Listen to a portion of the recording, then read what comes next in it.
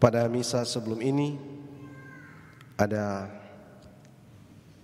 Bapak dan Dim yang baru di Minahasa ikut misa bersama umat yang masuk misa ketiga tadi. Dan mungkin beliau bersama keluarga masih ada di pastoran. Karena dia itu baru, maka tadi saya persilakan untuk memperkenalkan dirinya.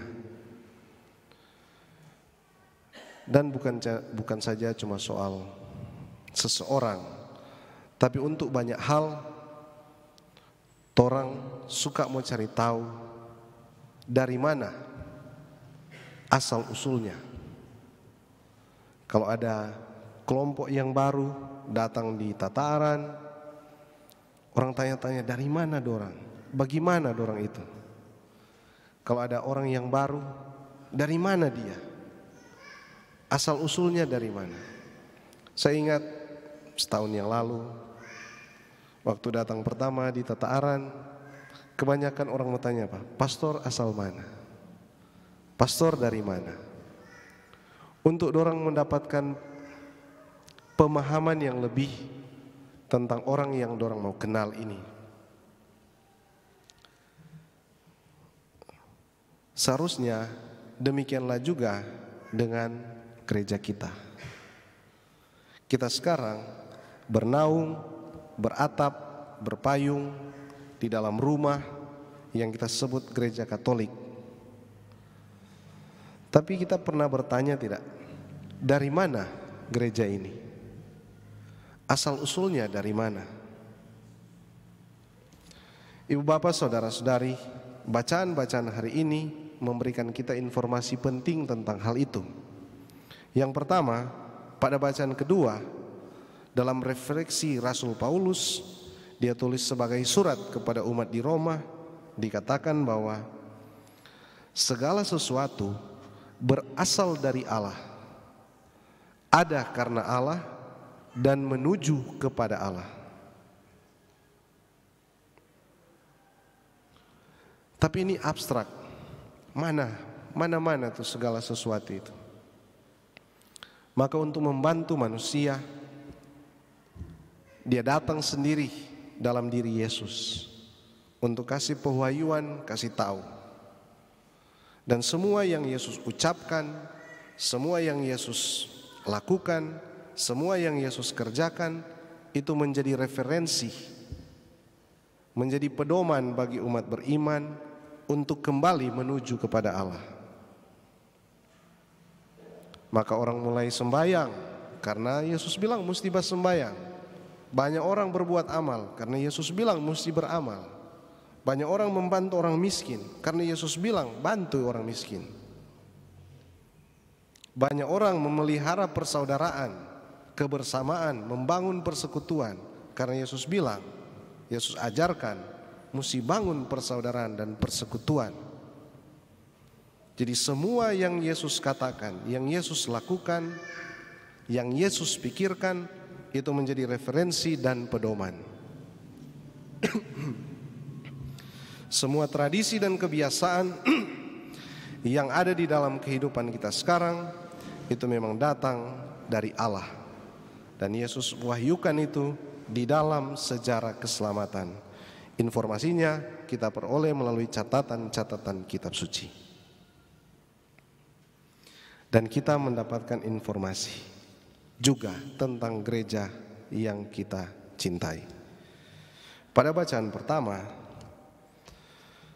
itu Tuhan mengatakan kepada Zebna yang mengurus istana raja. Ini di konteks perjanjian lama yang disebut istana raja itu adalah kerajaan Israel, kerajaan Yehuda, bangsa pilihan, eksklusif, khusus dorang. Dan itu dia serahkan kuasa wewenang kepada siapa? Ditulis di sini, kepada Eliakim bin Hilkiah. Beberapa nama dalam kitab suci cuma ditulis namanya saja. Misalnya nama Andreas, nama Bartolomeus, Tapi nama Simon Petrus itu selain ditulis Simon atau Kefas atau Petrus atau Simon Petrus, sering juga disebut Simon bin Yunus atau Simon bin Yohanes. Sama dengan Eliakim di sini. Jadi dia tidak cuma tulis Eliakim, tapi dia tulis juga Eliakim bin Hilkiah, untuk makin menegaskan bahwa kepada dia ini, sosok ini, nyandak mau lari karena so bilang juga tuh Hilkiah pe anak, Eliakim anak Hilkiah. Dan apa dikatakan di situ? Aku akan mengenakan jubah kepadanya, pinggangmu akan kuikat, ikat pinggang akan kuikatkan kepadanya, kekuasaan akan kuberikan ke tangannya. Dan ini luar biasa, karena apa? Tuhan katakan, aku akan menaruh kunci rumah. Kunci rumah yang mana? Kunci rumah Daud di atas bahunya. Apabila ia membuka, tidak ada yang dapat menutup. Apabila ia menutup, tidak ada yang dapat membuka. Apa yang dikatakan kepada Eliakim bin Hilkiah ini, kemudian di perjanjian baru dikatakan juga kepada Simon Petrus. Engkau adalah Simon.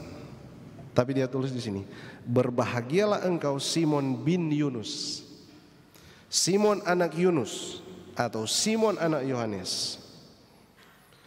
Engkau adalah Petrus. Di atas batu karang ini akan kudirikan jemaatku. Alam maut tidak akan menguasainya. Sama seperti tadi dikasih kunci, demikian juga kepada Petrus. Kepadamu akan kuberikan kunci. Kalau tadi kunci rumah Raja Daud, kerajaan Daud, sekarang kunci kerajaan surga.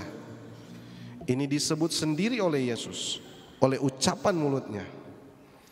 Apa saja yang kau ikat di dunia akan terikat di surga, dan apa saja yang kau lepaskan di dunia akan terlepas di surga. Kita memang adalah gereja yang mempunyai 4 sifat. Sifat satu, sifat kudus, sifat katolik, dan yang terakhir sifat apostolik. Karena gereja kita memang berakar dan berlandaskan pada ajaran para rasul, berdiri di atas rasul.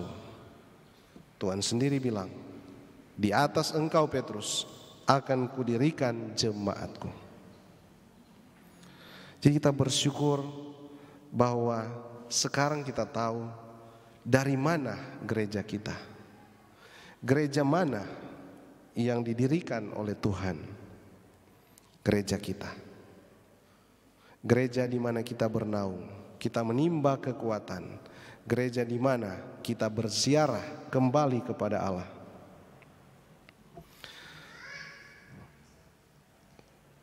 Patut juga diangkat di sini untuk kita renungkan adalah tempat di mana Yesus mendirikan gereja itu. Disebut di dalam Injil tempat di mana gereja itu didirikan, tempat Yesus mengajak murid-muridnya adalah daerah Kaisarea Filipi. Dan itu ada di sebuah bukit, dan di bukit itu ada gua namanya Gua Alam Maut. Saya belum pernah ke sana, tapi referensi sekarang gampang diakses, jadi kita bisa punya gambaran tentang daerah Kaisarea Filipi. Ternyata daerah Kaisarea Filipi adalah daerah yang berbatu-batu besar.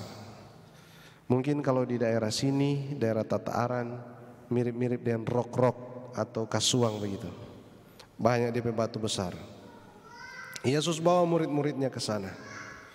Lalu di situ ada Gua Alam Maut. Kenapa disebut Gua Alam Maut? Karena menurut pengalaman orang-orang setempat, baik barang maupun orang atau apapun yang masuk ke dalam gua itu tidak akan kembali, atau kita sebut mati, mengalami maut. Dan di atas bukit inilah, di atas gua inilah Tuhan bertanya kepada Petrus, engkau adalah Petrus. Tuhan bersabda kepada Petrus, kepadamu akan kudirikan gerejaku, dan alam maut tidak akan menguasainya. Alam maut itu mewakili maut, mewakili kematian, mewakili kejahatan, mewakili yang gelap-gelap.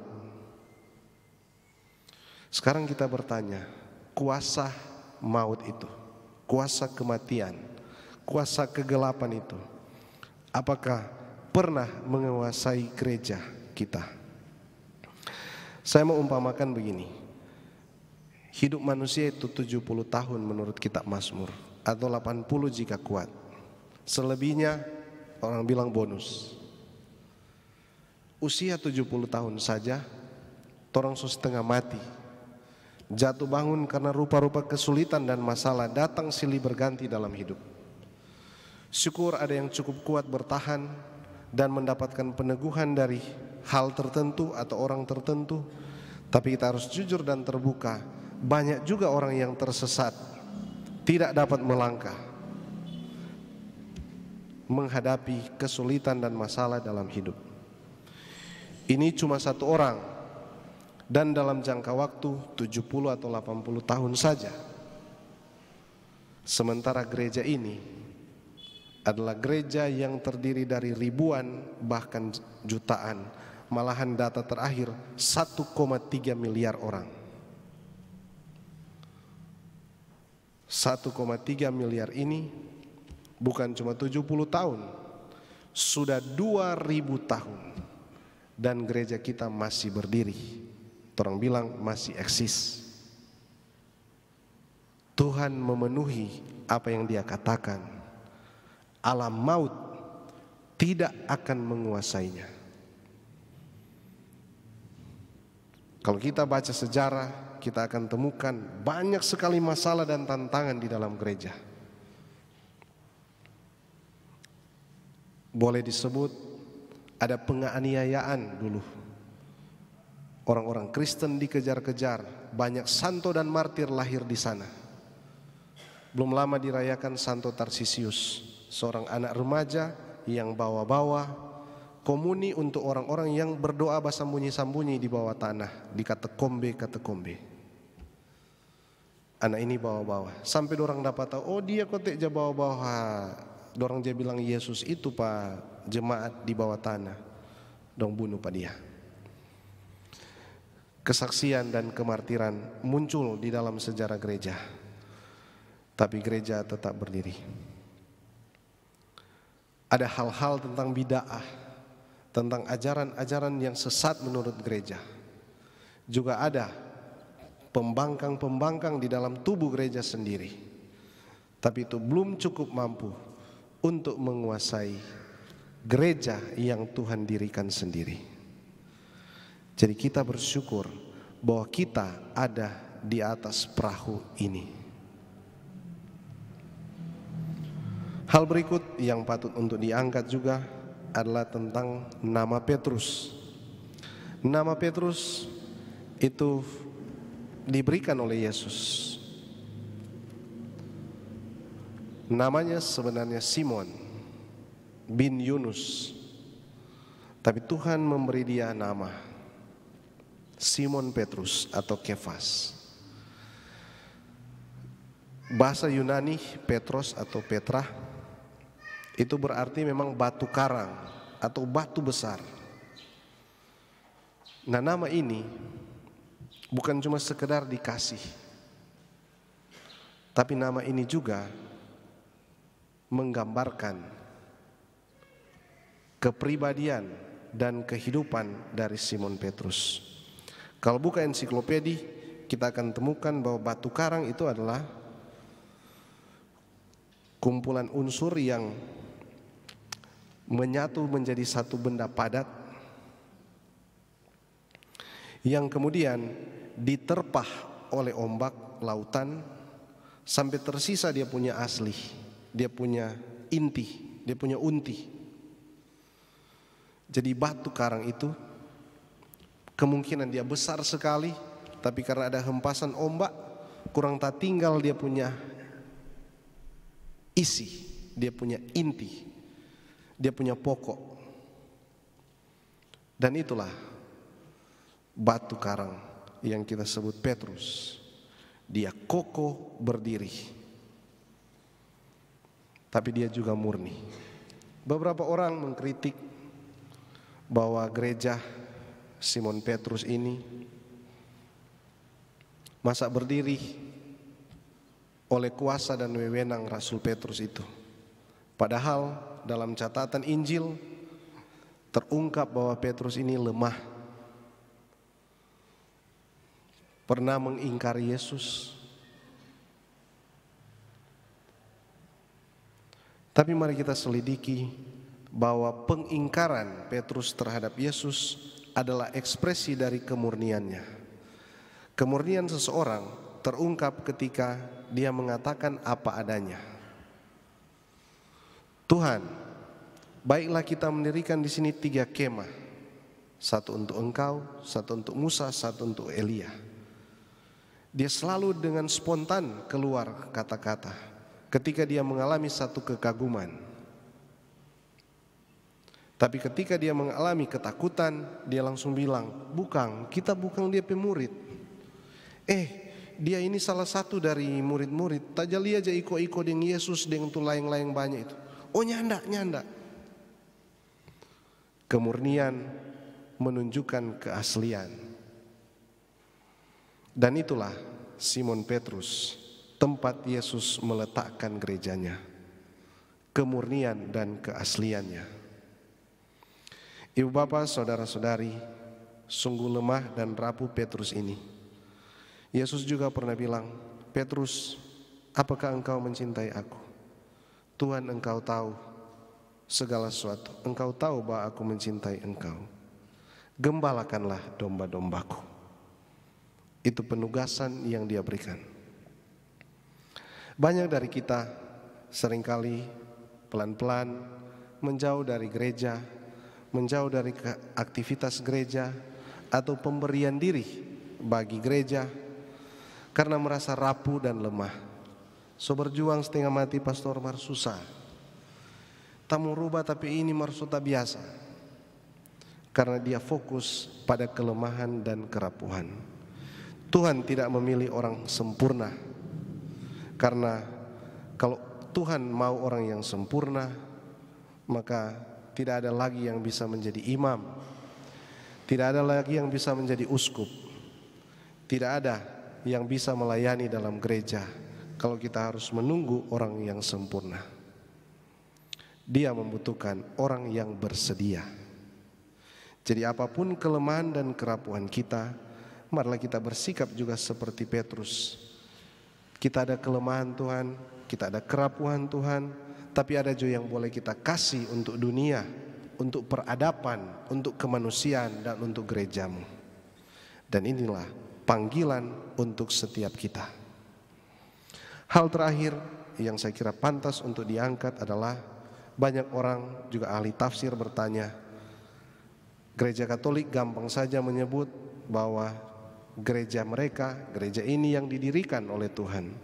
Padahal dalam kitab suci ditulis Tuhan tidak mendirikan gereja. Karena kata yang dipakai di situ adalah engkaulah Petrus, dan di atas Petrus, di atas batu karang ini akan kudirikan jemaatku. Jadi dia tidak tulis gereja, tapi dia tulis jemaat. Tapi kalau kita mau buka-buka referensi, kita akan tahu bahwa kata jemaat itu datang dari kata Yunani ekkaleo. Ek atau ex kaleo. Ex itu artinya keluar dari, kaleo itu berarti mengumpulkan atau berkumpul. Sehingga ex kaleo berarti orang-orang yang dipanggil keluar untuk berkumpul di satu tempat. Orang-orang yang dipanggil untuk berkumpul. Itu ex kaleo. Kata ex kaleo ini kemudian diterjemahkan ke dalam bahasa Latin menjadi ekklesia. Ex kaleo, ekklesia, kemudian dibawa ke Portugis menjadi tadi ekklesia, kemudian menjadi igreja. Kata Portugis igreja ini barangkali dulu orang pernah mampir di sini Kang, cari rempah-rempah, cari emas, gold, gospel glory dulu istilahnya. Bawa kemari dan dorang bawa juga tuh kata igreja itu ke Indonesia. Hanya mungkin orang sini Kang, orang Indonesia suka bikin memes tuh, suka gampang bikin plesetan, atau cuma mencari gampang, maka daripada susah-susah bilang igreja, dorang bilang gereja. Maka kata jemaat tadi memang menunjuk kepada gereja. Dan inilah yang kita syukuri pada perayaan Ekaristi ini. Kita selalu menimba kekuatan, semangat, juga penghiburan dari Allah melalui gereja yang Ia dirikan. Biarlah dari sini memancar juga cahaya untuk banyak orang, untuk penyelamatan dunia. Semoga demikian. Amin. Ibu bapak, saudara-saudari, sekarang